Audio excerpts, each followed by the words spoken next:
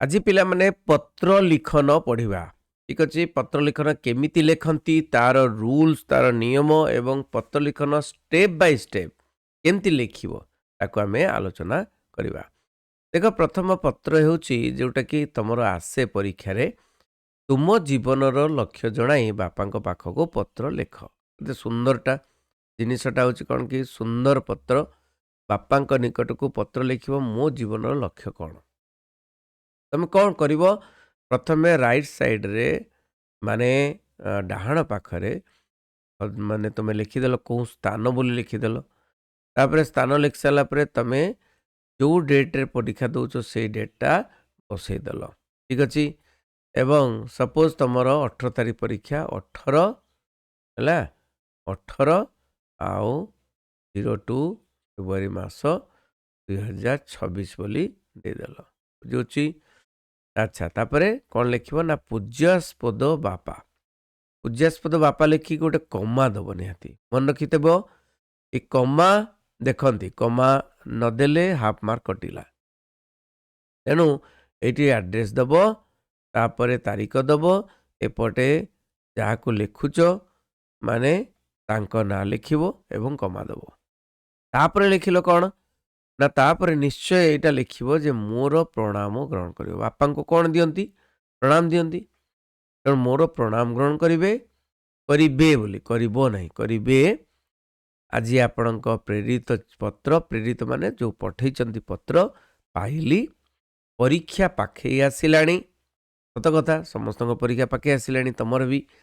ତେଣୁ ଖୁବ୍ ପଢ଼ାପଢ଼ି କରିବାକୁ ପଢ଼ୁଛି, ମାନେ ମୁଁ ବହୁତ ପଢ଼ାପଢ଼ି କରୁଛି। ତେଣୁ ଦ୍ୱାଦଶ ପରୀକ୍ଷା ପରେ ମୋର ଲକ୍ଷ୍ୟ କ'ଣ? ଦ୍ୱାଦଶ ମାନେ ଏଇ ଯେଉଁ 12th class 12th plus 2 second year. ଦ୍ୱାଦଶ ପରୀକ୍ଷା ପରେ ମୋର ଲକ୍ଷ୍ୟ କ'ଣ? ମୋର ଭବିଷ୍ୟତ ପାଇଁ ଏବେଠୁ ମୁଁ କେଉଁ ପଦକ୍ଷେପ ନେବାକୁ ଚାହୁଁଛି, କେଉଁ ପଦକ୍ଷେପ ନେବା ପାଇଁ ଚାହୁଁଛି ସେ ବିଷୟରେ ଜାଣିବା ପାଇଁ ଆପଣ ଲେଖିଛନ୍ତି, ନାଇଁ କି? ଆପଣ କ'ଣ ଲେଖିଛନ୍ତି ନା ଦ୍ୱାଦଶ ପରେ ମୁଁ କେଉଁ ପଦକ୍ଷେପ ନେବାକୁ ଯାଉଛି, ନାଇଁ କି? ତେଣୁ ତା ବିଷୟରେ ଆପଣ ଲେଖିଛନ୍ତି। ମୁଁ ତା ନିମ୍ନରେ ଲେଖା ଜଣାଉଛି। ମୁଁ ତା ତଳେ ଲେଖୁଛି କ'ଣ? ଦେଖ, ବାପା ଆପଣ କ'ଣ ମତାମତ ଦେବେ ମୁଁ ଜାଣିନି। ଆପଣଙ୍କର ମତ କ'ଣ ମୁଁ ଜାଣିନି। ତଥାପି ମୋର ଭାବି ମାନେ କ'ଣ? ଇଚ୍ଛା, ମୋ ଜୀବନର ଲକ୍ଷ୍ୟ, ଯେଉଁ ଭବିଷ୍ୟତ, ଭାବି ମାନେ ଭବିଷ୍ୟତ ଜୀବନର ଲକ୍ଷ୍ୟ ମୁଁ ଏକରକମ ସ୍ଥିର କରିସାରିଛି। ହେଲା, ମୁଁ ସ୍ଥିର କରିଦେଇଛି। ଆବାଲ୍ୟରୁ ମାନେ ପିଲାବେଳରୁ ସ୍ଥିର ଲକ୍ଷ୍ୟ ନେଇ ସାଧନା ଆରମ୍ଭ କରିଦେଲେ ଭବିଷ୍ୟତ ଲକ୍ଷ୍ୟହୀନ ହୁଏ ନାହିଁ ବୋଲି ଆମ ସାର୍ ମାନେ ସବୁବେଳେ କହନ୍ତି। ଆମ ସାର୍ ମାନେ କ'ଣ କହୁଥିଲେ? ପିଲାବେଳୁ ଲକ୍ଷ୍ୟ ରହିବା ଦରକାର। ତେଣୁ ମୋର ଦୃଢ଼ ବିଶ୍ୱାସ, ପ୍ରବଳ ଇଚ୍ଛା, ଅଭିଳାଷ ରହିଲେ କାହାରି ଲକ୍ଷ୍ୟଚ୍ୟୁତ ଘଟେ ନାହିଁ। ତେଣୁ ଦୃଢ଼ ବିଶ୍ୱାସ, ଏଇଟା ମୋର ହେବନି, ଲେଖିବ ଦୃଢ଼ ବିଶ୍ୱାସ, ପ୍ରବଳ ଇଚ୍ଛା, ଉଚ୍ଚା ଅଭିଳାଷ ରହିଲେ କାହାରି ଲକ୍ଷ୍ୟଚ୍ୟୁତ ଘଟେ ନାହିଁ। ତେଣୁ ମୋ ବିଦ୍ୟା ଅନୁରାଗ ମାନେ ବିଦ୍ୟା ପ୍ରତି ପ୍ରୀତି, ସାଧନାର ସୀମା ଭିତରେ ରହି ମୁଁ ସ୍ଥିର ଲକ୍ଷ୍ୟରେ ପହଞ୍ଚିଛି ଯେ ବଡ଼ ହେଲେ ମୁଁ ଜଣେ ଡାକ୍ତର ହେବି। ତେଣୁ ସାଇନ୍ସ ପିଲାମାନେ କହିବେ ଡାକ୍ତର ହେବି। ଆର୍ଟ୍ସ ପିଲାମାନେ ସପୋଜ୍ ତମେ ଲେଖିପାରିବ ଅଧ୍ୟାପକ ହେବି, ନାଇଁ, କିମ୍ବା ରେଲୱେରେ ଚାକିରି କରିବି, କିମ୍ବା କୌଣସି ବି କିଛି ଲେଖିପାରିବ। ଜଣେ ଲେଖିବ ପୋଲିସ ହେବି, ନାଇଁକି, ସେବା କରିବି, ଡିଫେନ୍ସରେ ଜଏନ୍ କରିବି, ନାଇଁ, ପ୍ରତିରକ୍ଷା ବାହିନୀରେ ଜଏନ୍ କରିବି, ଯାହା ବି ଲେଖ। ମୁଁ ଜଣେ ଡାକ୍ତର ହେବି ଏଠି ଆସିଲା। ଦ୍ୱାଦଶ ପରୀକ୍ଷାରେ ମୁଁ ସାଫଲ୍ୟର ସର୍ବୋଚ୍ଚ ଶିଖରରେ ନିଶ୍ଚୟ ପହଞ୍ଚିବି। ସାଫଲ୍ୟ ମାନେ ସଫଳତାର ସର୍ବୋଚ୍ଚ ଶିଖରରେ ନିଶ୍ଚୟ ପହଞ୍ଚିବି। ମୋ ନିଜ ଉପରେ ମୋର ଦୃଢ଼ ବିଶ୍ୱାସ ରହିଛି।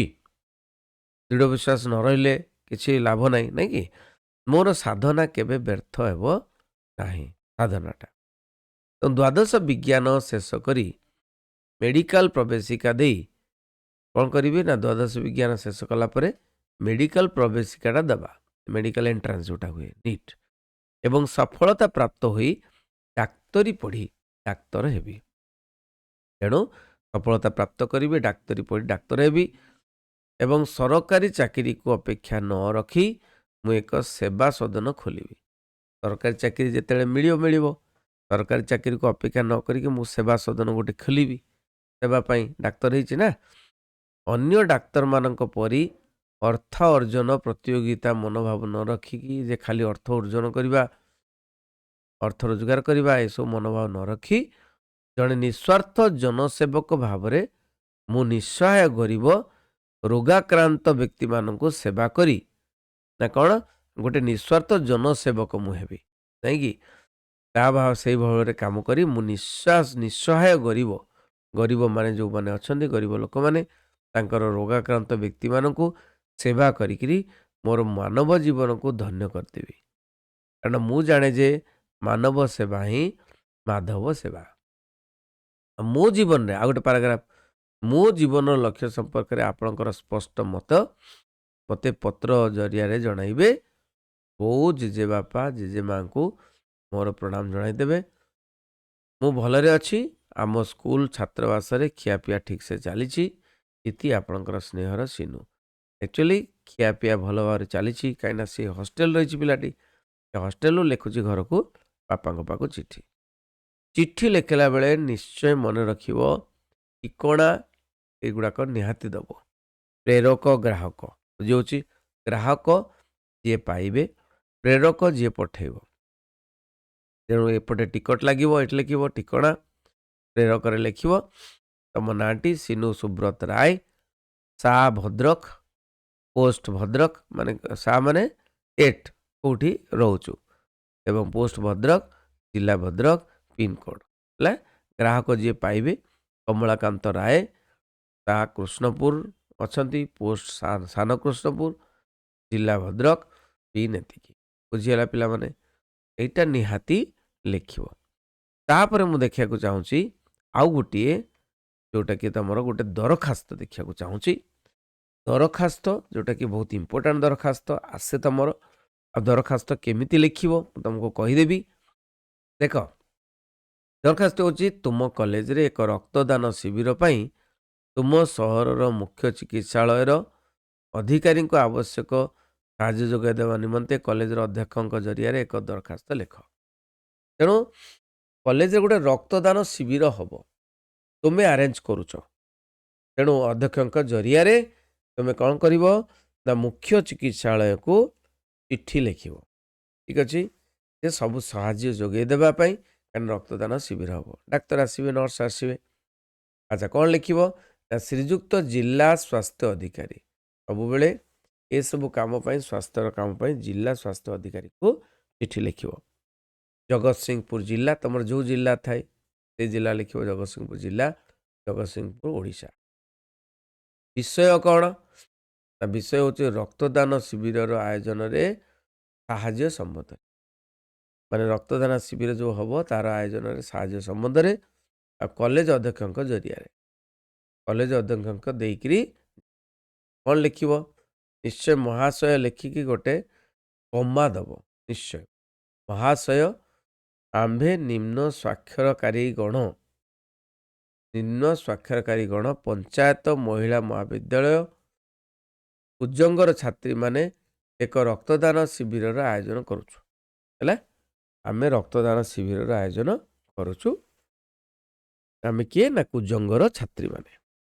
ଆମ ମହାବିଦ୍ୟାଳୟର ଜାତୀୟ ସେବା ସଂସ୍ଥା ମାଧ୍ୟମରେ, ମାନେ ନ୍ୟାସନାଲ ସର୍ଭିସ ସ୍କିମ୍, ଯେଉଁଟାକି NSS, ଏହା କରାଯିବାର ଯୋଜନା ହୋଇଛି। ହେଲା, ଜାତୀୟ ସେବା ସଂସ୍ଥା ବା NSS ମାଧ୍ୟମରେ ଏହା ମାନେ ଯୋଜନା ହେଇଛି। ଆଉ ମହାବିଦ୍ୟାଳୟର କେତେକ ଛାତ୍ରୀ ରକ୍ତଦାନ କରିବା ପାଇଁ ସ୍ୱୀକୃତି ଦେଇଛନ୍ତି। ମହାବିଦ୍ୟାଳୟର କେତେକ ଛାତ୍ରୀ ରକ୍ତଦାନ ଦେବେ। ଆଉ ସମସ୍ତେ ବୁଝିଛନ୍ତି ରକ୍ତଦାନ ହେଉଛି ମହତ ଦାନ। ତେଣୁ ଗୋଟେ କୋଟେସନ୍ ଏମିତି ଦେଇଦେବ, ସେହି ରକ୍ତ ଦୁର୍ଘଟଣାଗ୍ରସ୍ତ ରୋଗୀ ରକ୍ତହୀନତାର ଶିକାର ହୋଇଥିବା ରୋଗୀର ଜୀବନ ବଞ୍ଚାଇବାରେ ସହାୟକ ହୋଇପାରିବ। ନାଇଁ? ତେଣୁ ରକ୍ତ ଦୁର୍ଘଟଣାଗ୍ରସ୍ତ ରୋଗୀ, ରକ୍ତଟା କ'ଣ, ରକ୍ତଦାନରେ କ'ଣ ହେବ ନା ଦୁର୍ଘଟଣାଗ୍ରସ୍ତ ରୋଗୀ, ରକ୍ତହୀନତାର ଶିକାର ହେଉଥିବା ରୋଗୀର ଜୀବନ ବଞ୍ଚାଇ ଦେବ। ପୁନଶ୍ଚ ସେମାନେ ସମସ୍ତେ ବୁଝିଛନ୍ତି କ'ଣ ନା ରକ୍ତଦାନ କଲେ ଶରୀରର କୌଣସି ପ୍ରକାର କ୍ଷତି ହେବ ନାହିଁ। ହେଲା, କୌଣସି କ୍ଷତି ହେବ ନାହିଁ, ବରଂ ସେମାନେ ଅପେକ୍ଷାକୃତ ସୁସ୍ଥ ହେବେ। ରକ୍ତଦାନ କଲେ ସେମାନଙ୍କୁ ଯେଉଁ ପ୍ରମାଣପତ୍ର ମିଳିବ ସେଥିରେ ସେମାନେ ଭବିଷ୍ୟତରେ ବିନା ମୂଲ୍ୟରେ ଅସୁବିଧା ସମୟରେ ରକ୍ତ ପାଇପାରିବେ। ତେଣୁ ସେଥିରେ ସେମାନେ ଭବିଷ୍ୟତରେ ବିନା ମୂଲ୍ୟରେ ଅସୁବିଧା ସମୟରେ ରକ୍ତ ପାଇପାରିବେ। ନାହିଁକି ସବୁକିଛି ଯୋଜନା ହୋଇଥିଲେ ବି ଆପଣଙ୍କ ସହଯୋଗ ବିନା ଏହା ସମ୍ଭବ ହୋଇପାରିବ ନାହିଁ। କାହାକୁ ଲେଖା ହେଉଛି ନା ଜିଲ୍ଲା କ'ଣ ଜିଲ୍ଲା ମହାଶୟ କିଏ ନା ଜିଲ୍ଲା ସ୍ୱାସ୍ଥ୍ୟ ଅଧିକାରୀକୁ ଲେଖା ହେଉଛି। ତେଣୁ ଜିଲ୍ଲା ସ୍ୱାସ୍ଥ୍ୟ ଅଧିକାରୀଙ୍କୁ କୁହାହେଉଛି ଯେ ଆପଣଙ୍କ ସହଯୋଗ ବିନା କିଛି ହେଇପାରିବ ନାହିଁ। ଏଣୁ ଆପଣଙ୍କୁ ବିନୀତ ଅନୁରୋଧ କରୁ କି ଆପଣ ରକ୍ତଦାନ ଶିବିରର ସବୁ କିଛି ବନ୍ଦୋବସ୍ତ କରିବା ସହିତ ଅଭିଜ୍ଞ ରକ୍ତ ଗ୍ରହଣକାରୀମାନଙ୍କୁ ଆମ କଲେଜକୁ ଆସନ୍ତା ସପ୍ତାହର ରବିବାର ଦିନ ପ୍ରେରଣ କଲେ ଅଭିଜ୍ଞ ରକ୍ତ ଗ୍ରହଣକାରୀ ଯେଉଁମାନେ ରକ୍ତ ଗ୍ରହଣ କରିବେ, ରକ୍ତଦାନ ହେବ, ରକ୍ତ ଗ୍ରହଣ କରିବେ, ତେଣୁ ସେମାନଙ୍କୁ ଆସନ୍ତା ସପ୍ତାହର ରବିବାର ଦିନ ପ୍ରେରଣ କଲେ ଆମେ ଏହି ପୁଣ୍ୟ କର୍ମରେ ନିଜକୁ ସାମିଲ କରିପାରିବୁ। ବୁଝିହେଉଛି? ତାପରେ ଲେଖିବ କିଏ କିଏ ଲେଖୁଛ ନା ଇତି ଆପଣଙ୍କର ବିଶ୍ୱସ୍ତ ରାମଚନ୍ଦ୍ର ସ୍ୱାଇଁ, ଶାନ୍ତିଲତା ମିଶ୍ର, ଶୁଭଶ୍ରୀ ପରିଡ଼ା, ମହାବିଦ୍ୟାଳୟ ଛାତ୍ରୀବୃନ୍ଦ, ଆଉ ଏପଟେ ଲେଫ୍ଟ ସାଇଡ଼ରେ ରହିବ ପଞ୍ଚାୟତ ମହିଳା ବିଦ୍ୟାଳୟ କୁଜଙ୍ଗ, ତା 20/7/2025। ଏଇଟା କାହାକୁ ଦେବ? ଏଇଟା ଦେବ ତମର ପ୍ରିନ୍ସିପାଲକୁ, ଅଧ୍ୟକ୍ଷଙ୍କୁ। ତେଣୁ ଅଧ୍ୟକ୍ଷ ଦେବେ କାହାକୁ ନା ଅଧ୍ୟକ୍ଷ ଦେବେ ୟାଙ୍କୁ, କାହାକୁ ନା ଜିଲ୍ଲା ସ୍ତରରେ କ'ଣ ଜିଲ୍ଲା ସ୍ତରରେ ଜିଲ୍ଲା ସ୍ୱାସ୍ଥ୍ୟ ଅଧିକାରୀଙ୍କୁ ଦେବେ କିଏ ତମର ଅଧ୍ୟକ୍ଷ। ଅଧ୍ୟକ୍ଷ ଥ୍ରୋରେ ଦେଉଛ କଲେଜ ଅଧ୍ୟକ୍ଷଙ୍କ ଅଧିକାରେ ମାନେ ଜରିଆରେ, ଠିକ୍ ଅଛି। ତେଣୁ ନିଶ୍ଚୟ ଭଲ ଲାଗିଥିବ ଗୋଟେ ପତ୍ର ଆଉ ଗୋଟିଏ କ'ଣ ଦରଖାସ୍ତ ଆମେ ଆଲୋଚନା କଲୁ। ସମସ୍ତଙ୍କୁ ସେୟାର କରିବେ। ରହିଲି। ବନ୍ଦେ ଉତ୍କଳ ଜନନୀ।